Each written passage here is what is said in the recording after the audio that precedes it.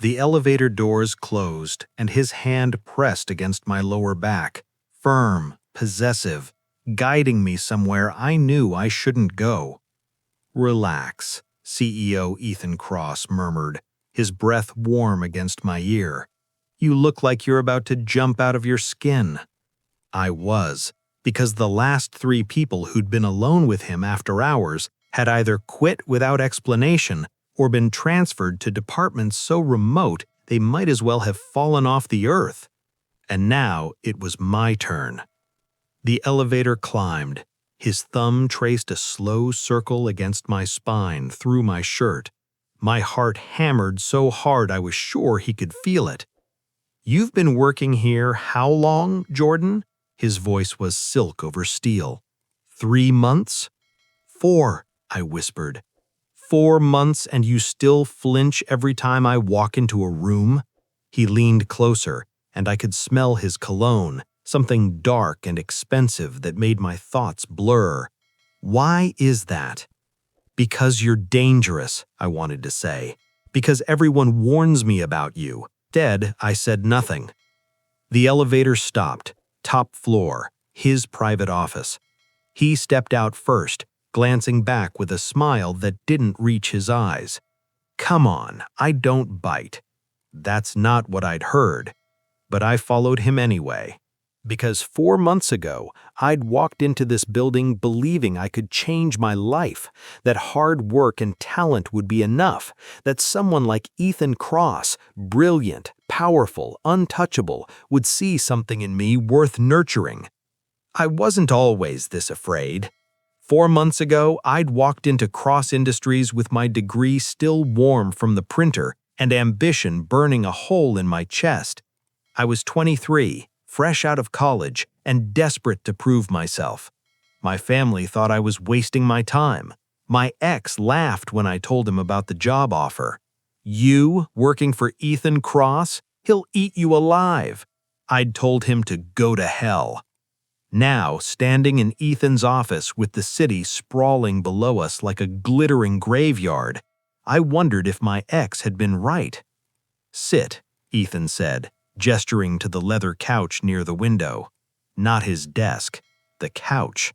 I sat. He poured 2 glasses of scotch from the bar cart, even though I hadn't asked for one, handed me a glass and settled beside me, close enough that our knees almost touched. "You've been doing good work on the Morrison account, better than I expected." "Thank you."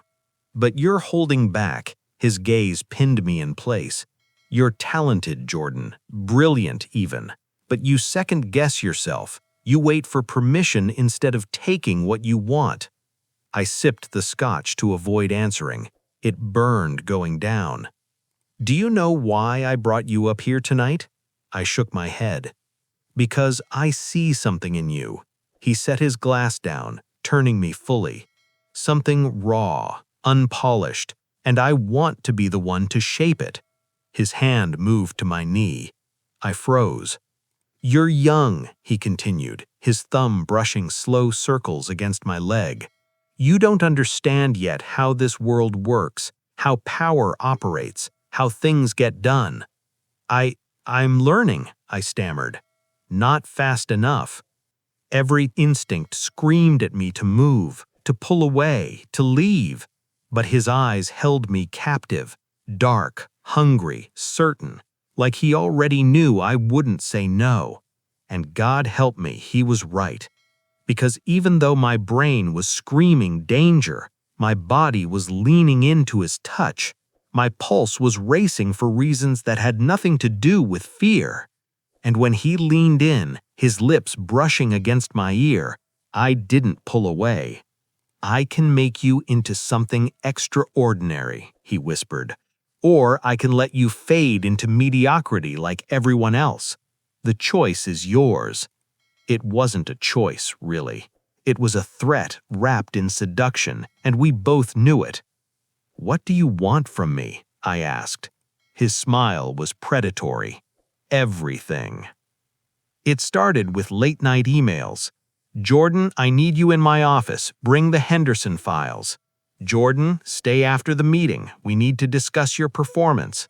Jordan, dinner tonight, my treat. It's about your future here. Each message felt like a test I didn't know how to pass. At first, the meetings were professional. He'd critique my work, push me harder, demand better. I told myself it was mentorship, that he was tough because he cared about my development. But then his hand would linger on my shoulder when he leaned over to check my laptop screen, or he'd stand too close in the elevator, his body heat radiating through my clothes, or he'd smile at me across the conference table in a way that made my colleagues glance away uncomfortably.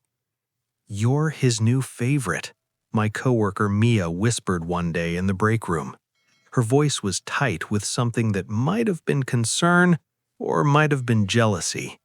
"Be careful." "What do you mean?" She looked like she wanted to say more, but Ethan appeared in the doorway and her expression shuddered. "Nothing, just be careful." I wanted to ask her what she meant, wanted to demand she explain the fear in her eyes, but Ethan's gaze found mine across the room, and suddenly I couldn't think about anything else. "Jordan," he said, "my office, now." I followed him like a moth to a flame. His office door clicked shut behind us, and he turned to face me. We were alone, completely, dangerously alone. "You've been distracted lately," he said, loosening his tie. "Something on your mind?" "Yes. You. Always you." "No," I lied. He stepped closer. "You're a terrible liar."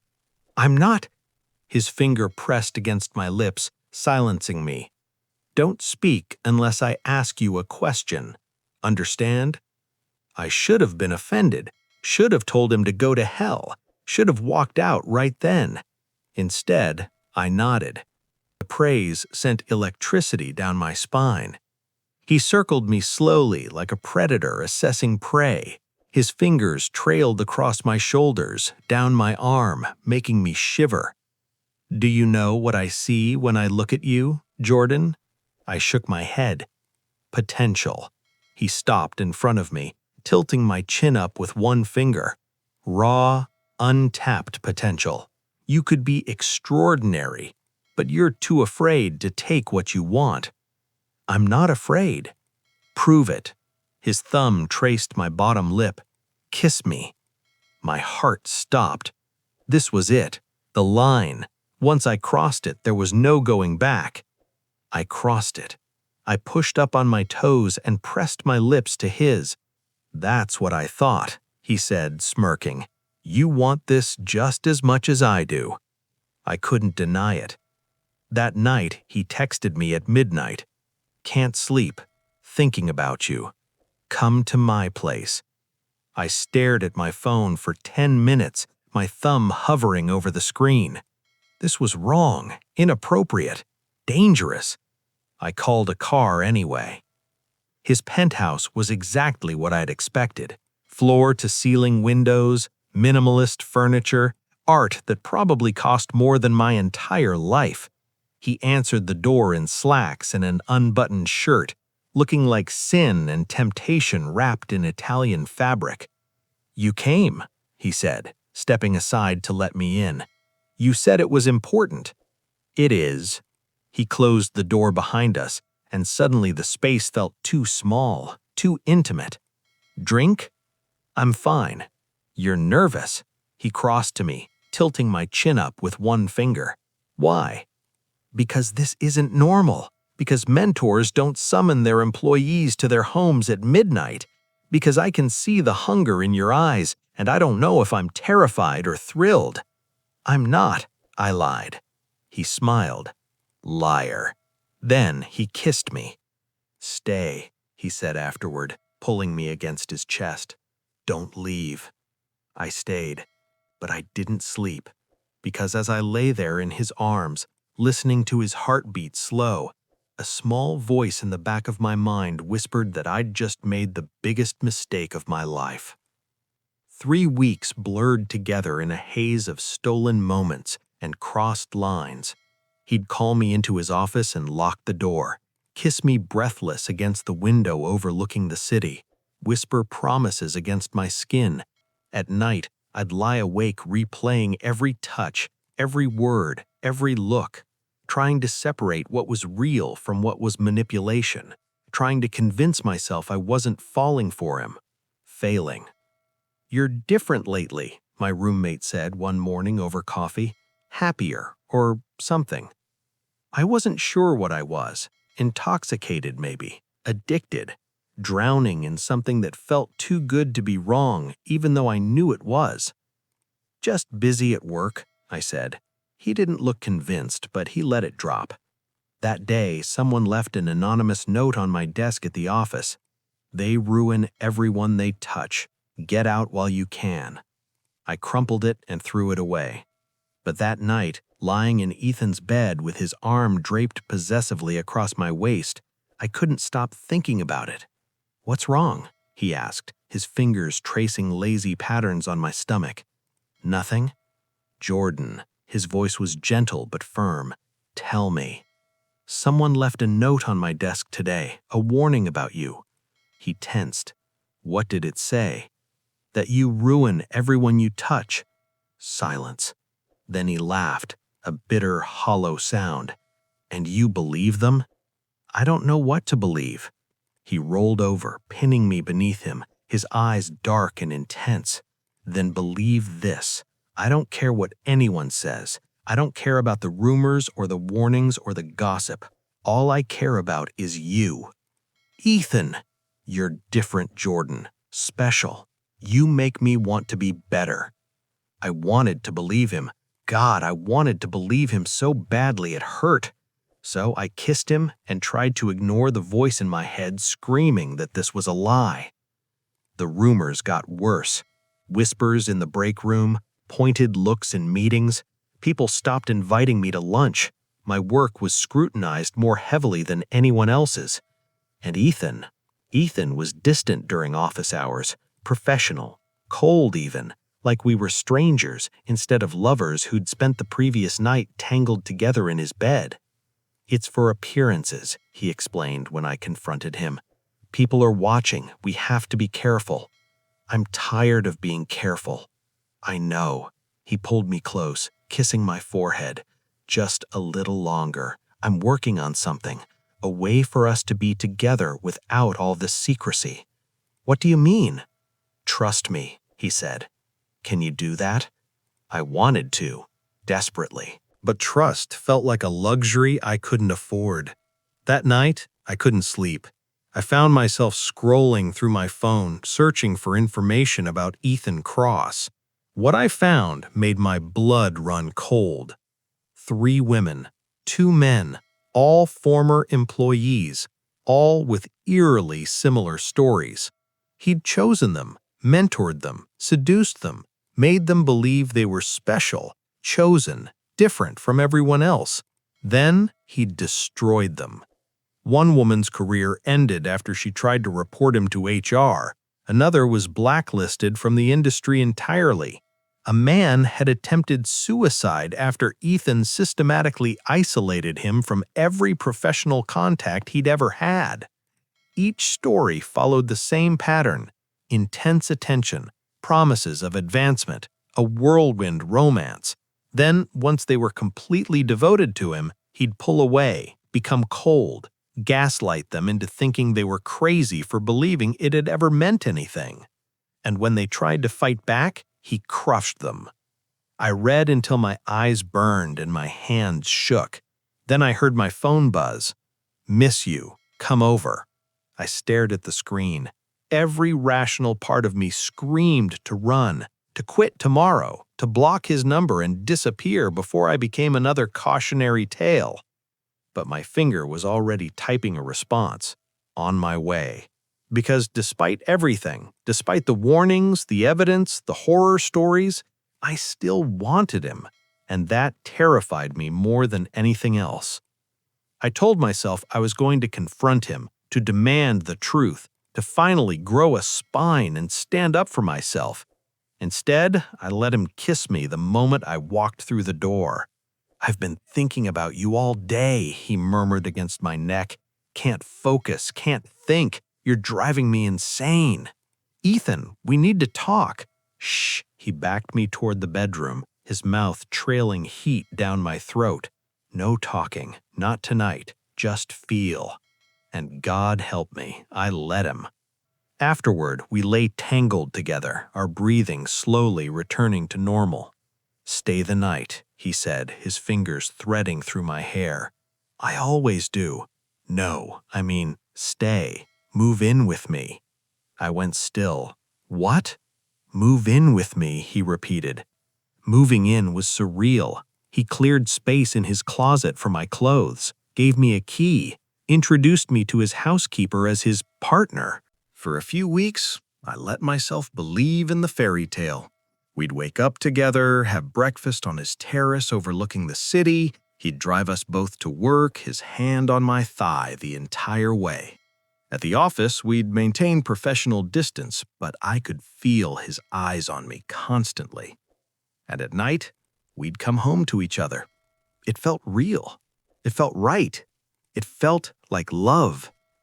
Then, everything fell apart. It started with small things.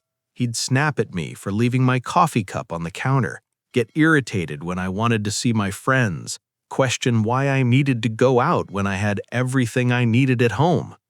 I just want to spend time with you, he'd say, his expression wounded. Is that so wrong? It wasn't wrong, but it felt like a cage tightening around me. Then he started monitoring my phone. Who's texting you? He'd ask whenever I received a message. Just my roommate. What does he want? Nothing, just checking in. Why does he need to check in? You don't live with him anymore. The questions felt innocent at first, caring even, but they became more frequent, more pointed, more controlling. One night, I woke up to find him scrolling through my phone. What are you doing? I asked, my voice sharp. Just checking something, he said, not looking up. That's my phone. And you're living in my house, using my Wi-Fi, eating my food. He finally looked at me, and his eyes were cold. I have a right to know who you're talking to. No, you don't. He stood, and suddenly the space between us felt dangerous. Are you hiding something from me, Jordan? No. Then why do you care if I look at your phone? Because it's mine. Because I deserve privacy. Privacy, he laughed, but there was no humor in it. Is that what you call it when you're texting your ex? My blood ran cold. I'm not. Don't lie to me. He threw my phone across the room and it shattered against the wall. I saw the messages. Him asking how you are, you responding. He texted me. I barely responded. You responded at all. Ethan was in my face now, his anger a palpable thing. After everything I've done for you, after I made you, and you're still thinking about him? I'm not. Get out. I froze. What? Get out. His voice was ice.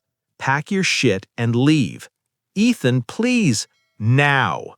I packed with shaking hands, tears streaming down my face. He watched from the doorway, his expression unreadable. When I was done, I looked at him one last time. I love you. No, you don't, he said. If you did, you wouldn't have betrayed me. I didn't betray you. Leave, Jordan, before I do something we'll both regret. I left. The next morning, I was reassigned. A satellite office 3 states away, effective immediately. I tried to talk to HR, but they stonewalled me. Tried to talk to Ethan's assistant, but she wouldn't put me through. Tried to email him directly, but he blocked me. Within a week, I was gone, shipped off to a glorified closet with 1 window and no prospects. He destroyed me efficiently, methodically, the way someone might remove a stain. 2 months in exile, and I'd almost convinced myself I was over him. I'd stopped checking my phone every 5 minutes hoping for a message, stopped dreaming about him every night, stopped feeling like I was drowning every time I thought his name. Almost. Then he showed up. Just appeared in my doorway like a ghost, looking as devastatingly beautiful as ever. What are you doing here? I asked, my voice flat. I came to see you. Why? Haven't you done enough? He closed the door, locked it, crossed to my desk and leaned against it. Too close, always too close. I made a mistake, he said quietly. You made several. I let you leave. My heart stuttered traitorously. Ethan, I told myself it was better this way, that you'd move on, that I'd move on, but I can't. He reached out, cupping my face with trembling hands. I can't stop thinking about you, can't sleep, can't focus. You've ruined me, Jordan. Don't, I whispered, even as I leaned into his touch. Don't do this. I'm sorry. His voice cracked, and I'd never heard him sound so vulnerable. For everything, for using you, for hurting you, for being too much of a coward to admit what you meant to me until it was too late. Tears burned my eyes. You destroyed my career, my reputation, everything. I know, he pressed his forehead to mine, and I could feel him shaking. And I'll spend the rest of my life making it up to you if you let me. I'll fix this. I'll fix everything. Just give me another chance. Why should I? Because you feel it too. His hand slid into my hair, tilting my face up. This thing between us, it's not fake. It was never fake. I was just too afraid to admit it. Afraid of what? Of needing you, he whispered. Of caring about you more than my career, my reputation, my control. Of losing you and realizing I'd lost the only real thing I'd ever had. I wanted to push him away, wanted to tell him to leave and never come back, wanted to be strong enough to save myself. But when he kissed me, I kissed him back. I hate you, I breathed against his lips. I know. You broke me. I know. I should never forgive you. I know. He pulled back, his eyes searching mine desperately. But will you? I didn't answer with words. Instead, I pulled him close and let myself drown for what I swore would be the last time. We crashed together like a storm, all desperation and anger and need. He held me like I was something precious. I'm going to make this right, he said, his fingers tracing patterns on my bare shoulder. I'm going to fix what I broke. How? I resigned. I sat up so fast I almost gave myself whiplash. You what? I quit, walked away from Cross Industries this morning. He smiled, tired, genuine, free. No more bored, no more pressure, no more having to choose between my career and you. I choose you. You're insane. Probably. He pulled me back down, kissing my temple. But I'm yours, if you'll have me. I should have said no, should have remembered every warning, every red flag, every reason this was a terrible idea. But I'd never been good at doing what I should. Okay, I whispered. Okay? But you're buying me dinner every night for a year, and therapy, lots and lots of therapy. He laughed, and it was the most beautiful sound I'd ever heard. Deal. 6 months later, I was standing in Ethan's new office, not the gleaming tower of Cross Industries, but a modest space in a startup downtown. He'd started over, built something from scratch, something honest, and he'd brought me with him as an equal partner. You know this is insane, I said, watching him review contracts. He looked up, smiling. You've said that, multiple times, because it's true. And yet you're still here, against my better judgment. He stood, crossing to me, pulling me into his arms. How much longer are you going to hold that over my head? Forever, probably. I can live with that. He kissed me, soft, sweet, real. I can live with that, as long as you're here. I rested my head against his chest, listening to his heartbeat. I'm not going anywhere. Good. His arms tightened around me possessively, because I'm never letting you go. It was possessive, probably unhealthy, definitely not what any therapist would recommend. But it was ours. And for the first time in months, that was enough. 1 year later, I found myself back in an elevator with Ethan Cross. But this time, there was no fear, no manipulation, no secrets. Just his hand in mine as we rode to the top floor of our building, the company we'd built together from ashes and second chances. "Remember when you first brought me to your office?" I asked. He grimaced. "Unfortunately." I was an asshole. "You were." I squeezed his hand. "But you're better now." "Thanks to you." "Thanks to us," I corrected. The elevator doors opened to reveal our entire team waiting. They'd planned a surprise party for our company's 1-year anniversary. Ethan pulled me close, kissing me in front of everyone. No hiding, no shame, no fear. "I love you," he said against my lips. It was the first time he'd said it. I smiled. "I know." "That's it? Just, I know?" "I love you too, you idiot." He grinned. Beautiful, genuine, free.